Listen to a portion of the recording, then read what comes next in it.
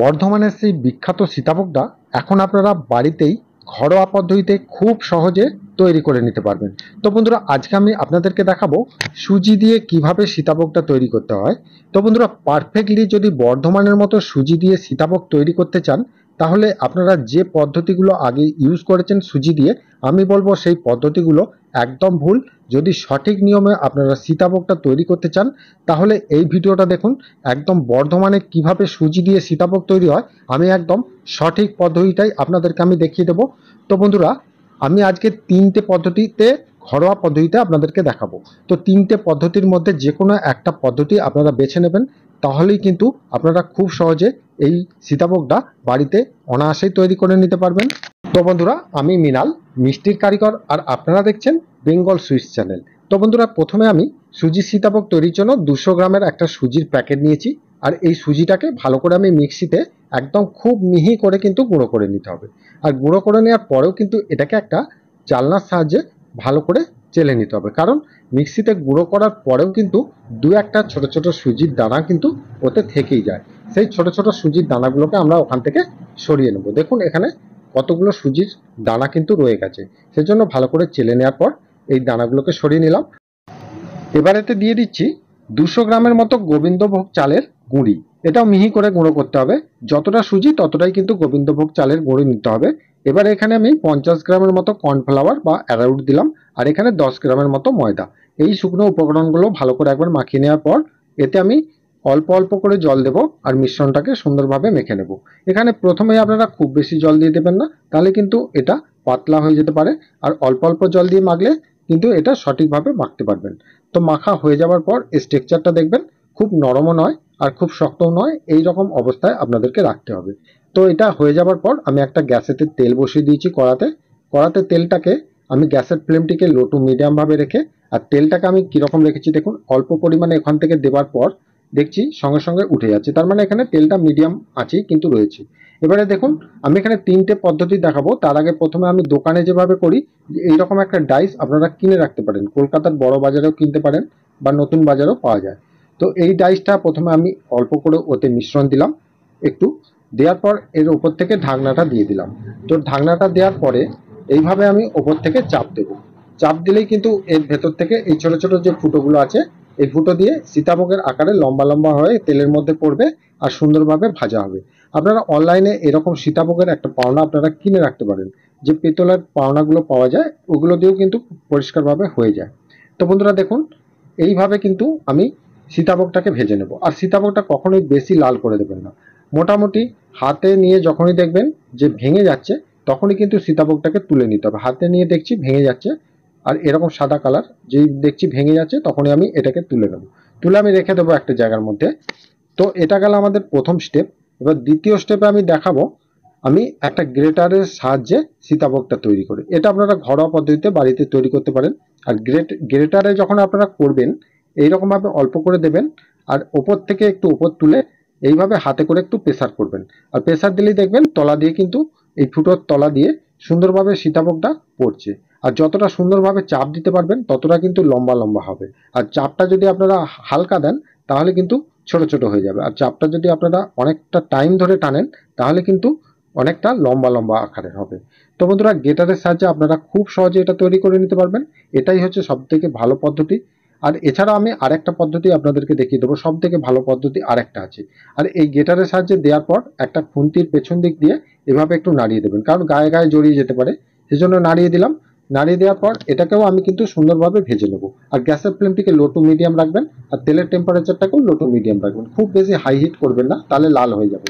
তো বন্ধুরা, এখানে দেখুন, এখানে আমি হাতে করে নিয়ে যখনই দেখছি এইভাবে ভেঙে যাচ্ছে, তখনই কিন্তু আমি বুঝে নিলাম যে এখানে আমার সীতাভোগটা পারফেক্ট রেডি হয়ে গেছে।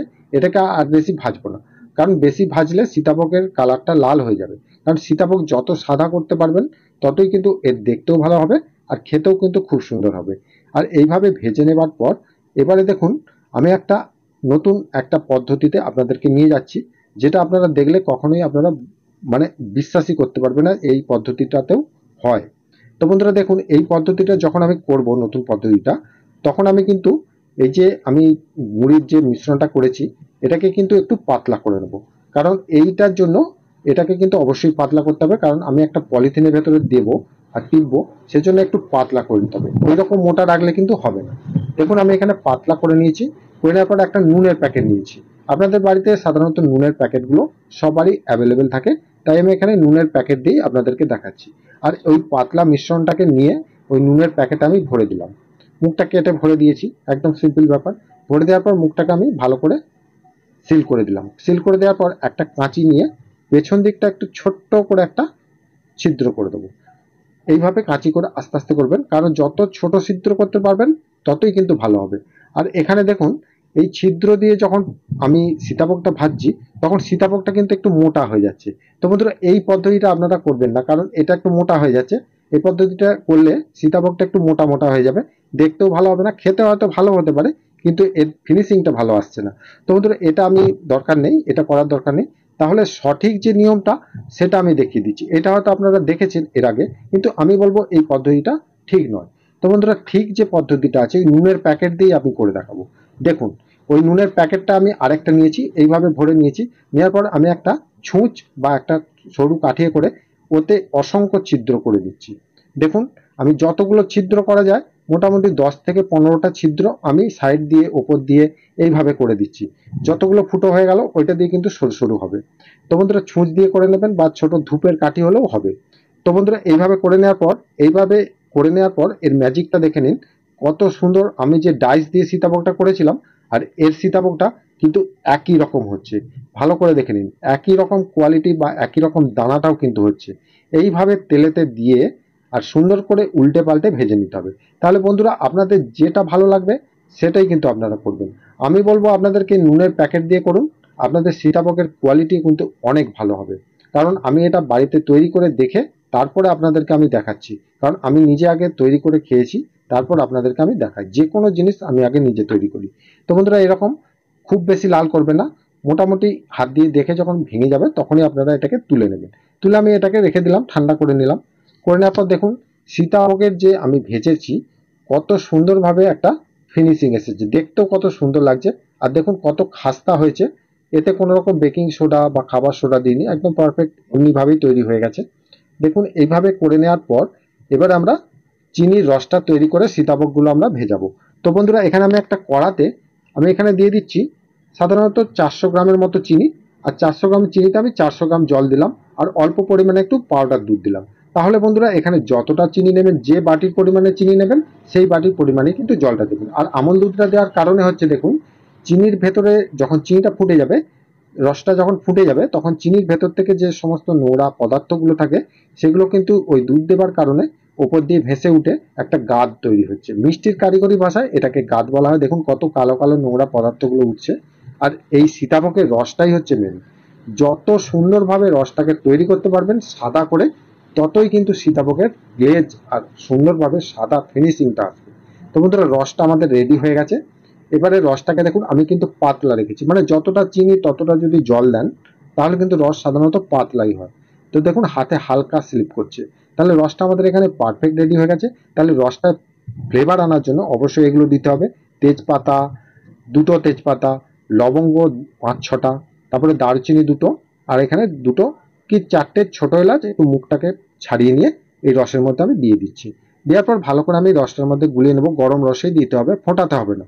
এইরকম রসে দিয়ে দেওয়ার পর এটাকে আমি ঠান্ডা করে নিচ্ছি। আর কতটা ঠান্ডা করতে হবে দেখুন, আঙুলটা ডুবিয়ে মোটামুটি একটু তুলে নেওয়া যাচ্ছে, মানে মিডিয়াম গরম আছে আর খুব ঠান্ডা হয়ে যায়নি। এইরকম অবস্থাতে এই সীতাভোগগুলো যতটা রস আছে ততটা পরিমাণ বুঝে আপনারা দিয়ে দেবেন। মানে খুব বেশি দিয়ে দিলে হবে না, মানে মোটামুটি আপনাদেরকে দেখতে হবে যেখানে আমার কতটা রস আছে আর কতটা সীতাভোগ এখানে দেওয়া যায়। তো বাকি সীতাভোগগুলো আপনারা স্টোর করে রেখে দিতে পারেন, এখন অনেক দিন আপনাদের বাড়িতে ভালো থাকবে। তো বন্ধুরা এইভাবে ঢাকা দিয়ে রেখে দেওয়ার পর রসে ভিজিয়ে উল্টে পাল্টে তারপরে কিন্তু আমি একবার ভালো করে উল্টে দেবো। 10 মিনিট ভিজিয়ে রেখেছিলাম তো ঢাকা দিয়ে, তারপর আমি আরেকবার উল্টে দিলাম।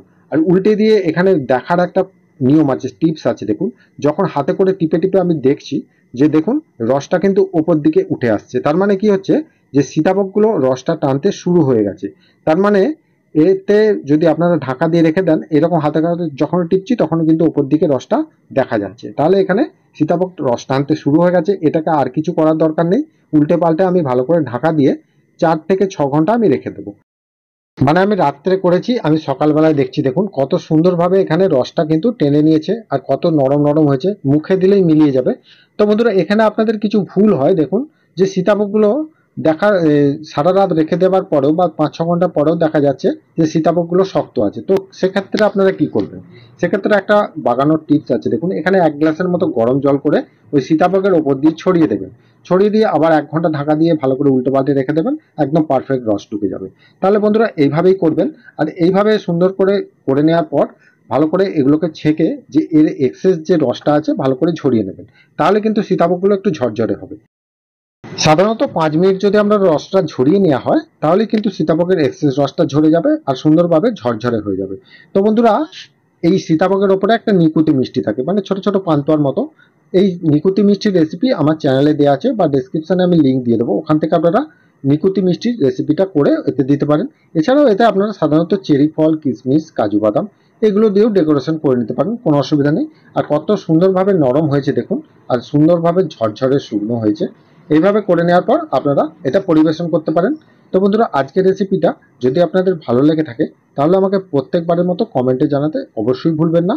তাহলে দেখা হবে আবার অন্য কোনো মিষ্টি রেসিপি নিয়ে। ভালো থাকবেন, সুস্থ থাকবেন। নমস্কার।